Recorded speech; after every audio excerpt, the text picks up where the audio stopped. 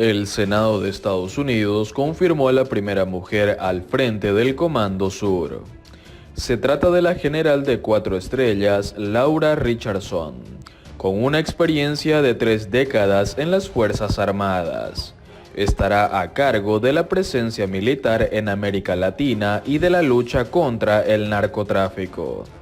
El Senado de Estados Unidos confirmó este miércoles a la teniente general Laura Richardson como jefa del Comando Sur de las Fuerzas Armadas del país, convirtiéndose así en la primera mujer en llegar a este puesto. El Senado dio luz verde esta madrugada a la nominación de Richardson, de 57 años, y a su promoción como general de 4 estrellas, mientras que también fue confirmado el ex congresista latino Gil Cisneros como subsecretario de Defensa para temas de personal y preparación. El Comando Sur, conocido por sus siglas en inglés, SOUTHCOM, es la unidad encargada de las operaciones militares estadounidenses en Latinoamérica y el Caribe. La nominación de Richardson a este puesto fue anunciada por el presidente de Estados Unidos, Joe Biden, el pasado 8 de marzo en un acto en la Casa Blanca con motivo del Día Internacional de la Mujer. Tras su ratificación, Richardson se convierte en la segunda mujer que lidera un comando combatiente en la historia de Estados Unidos, después de la general retirada Lori Robinson, que dirigió el Comando Norte entre 2016 y 2018. Junto a la nominación de Richardson, Biden dio a conocer el 8 de marzo a su elegida para ponerse al frente del Comando de Transporte, la general Jacqueline Van Obost, que aún no ha sido confirmada por la Cámara Alta. Según el diario The New York Times, el Pentágono había dado el visto bueno a las nominaciones de Richardson y Van Obost desde hacía meses, pero decidió esperar hasta después de las elecciones de noviembre pasado que ganó Biden, porque temía que el entonces presidente Donald Trump vetara sus nombramientos por ser mujeres. Richardson ha sido hasta ahora comandante de la formación norte del Ejército de Estados Unidos, con sede en la base conjunta de San Antonio, Texas, y la primera mujer que ha ocupado ese cargo. Con su confirmación pasará a liderar a los más de 1.200 militares y civiles que componen el Comando Sur, con sede en Doral, Florida. Liderado desde 2018 por el almirante Craig Fowler, el Comando Sur ha aumentado en los últimos años su presencia militar en las costas de Latinoamérica para luchar contra el narcotráfico. Richardson lleva más de 3 décadas en las Fuerzas Armadas, a las que se unió en 1986. Su sueño era ser piloto de helicópteros y empezó a prepararse para hacerlo cuando tenía 15 años, y a las mujeres todavía no se les permitía manejar aeronaves de combate. Ya como soldado, voló helicópteros Sikorsky UH-60 Black Hawk y cumplió 2 misiones de combate en Irak y en Afganistán, además de servir como asesora militar del ex vicepresidente Al Gore 1993-2001 y transportar el maletín nuclear. En 2017, Richardson se convirtió en la primera mujer subcomandante del mayor mando del ejército, conocido como FORSCOM, que llegó a liderar de forma interina a finales de 2018. Está casada desde hace más de 30 años con otro teniente general de 3 estrellas, James Richardson, al que conoció en la escuela de aviación y con el que tiene una hija y una nieta. Joe Biden sigue adelante en infraestructura y en Afganistán, donde Trump y Obama fallaron. Todos los presidentes desde George Bush han dicho que es hora de dejar Afganistán y dedicarse a construir nación en casa. Pero solo Joe Biden lo está logrando.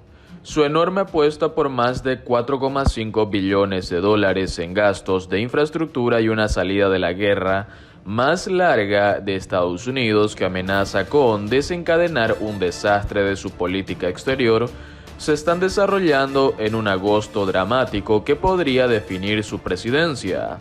Junto a estos impulsos históricos gemelos, la historia de la administración de Biden también está siendo moldeada por un resurgimiento de la pandemia que él pensó que había vencido y está profundizando la división política nacional que prometió sanar.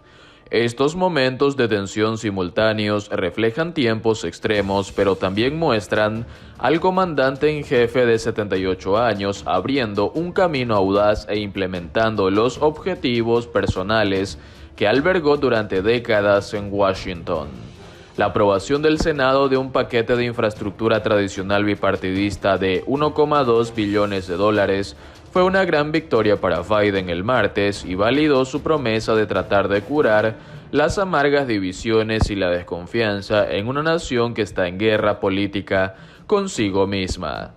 Una resolución presupuestaria complementaria de 3,5 billones de dólares centrada en la infraestructura humana pasó por el Senado con solo votos demócratas el miércoles temprano y podría remodelar la economía y la sociedad estadounidense al financiar la atención médica en el hogar, los colegios comunitarios y las iniciativas climáticas.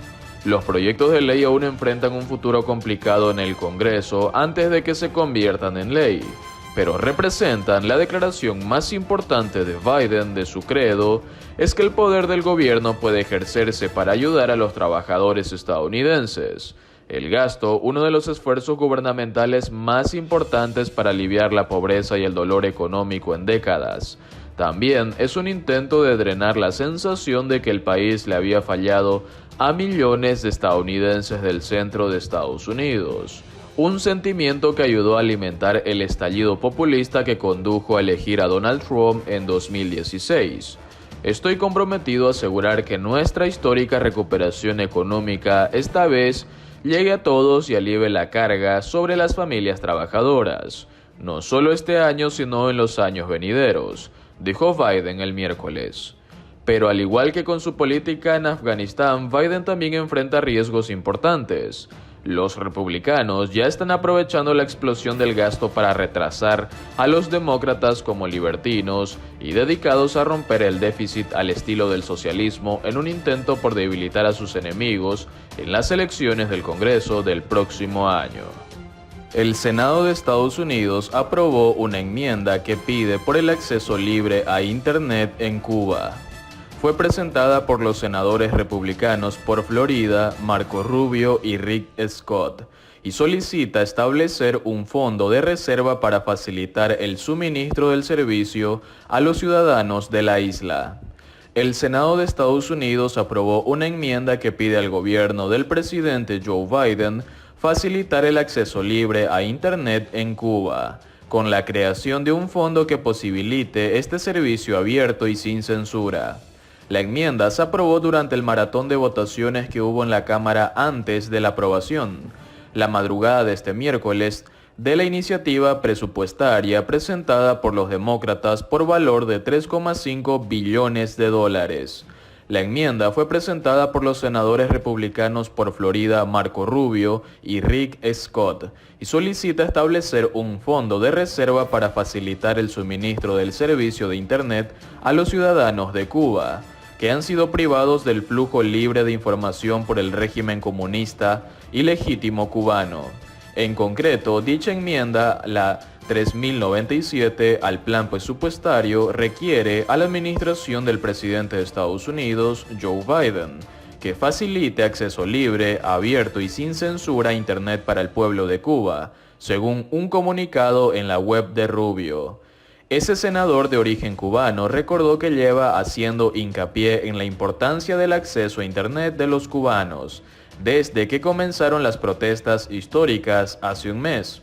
La represión por parte del régimen deja clara la necesidad de actuar ya, aseguró. Afortunadamente, la tecnología existe para proporcionar conectividad, dijo Rubio. Scott consideró en la misma nota que el tiempo para que el presidente Biden revise su política hacia Cuba ha terminado. Debemos tomar medidas inmediatas para implementar toda la tecnología para facilitar el libre flujo de información hacia y desde la isla y amplificar las voces del pueblo cubano al aprobar esta enmienda, señaló.